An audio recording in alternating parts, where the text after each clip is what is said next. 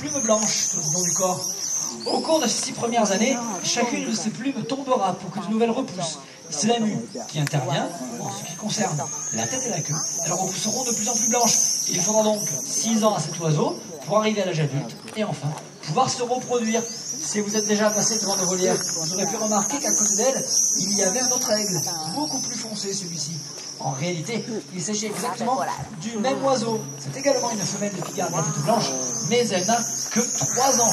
Elle n'arrivera donc à l'âge adulte que dans 3 ans de plus. Et c'est à partir de cet âge-là qu'elle indiquera à ses congénères qu'elle est capable de se reproduire. Regardez par terre.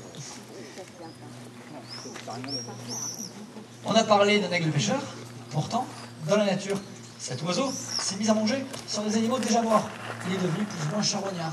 Malheureusement, c'est ce qui a failli le faire disparaître, car beaucoup des animaux sur lesquels cette espèce mangeait étaient tout empoisonnés ou tués par le plomb. Dans le cas où il ingérait les animaux tués par le plomb, il mourait de saturnisme. Il y a donc eu aux États-Unis une très grosse campagne de protection en ce qui concerne cet oiseau, c'est-à-dire que le plomb a été définitivement interdit à l'usage de la chasse. Du coup, de nos jours, il retrouve une population tout à fait stable et ne risque plus de disparaître.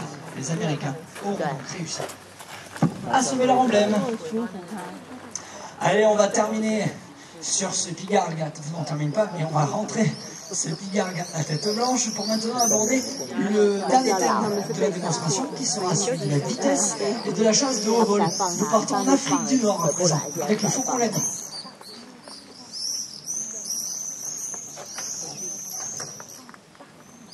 Pas de ça.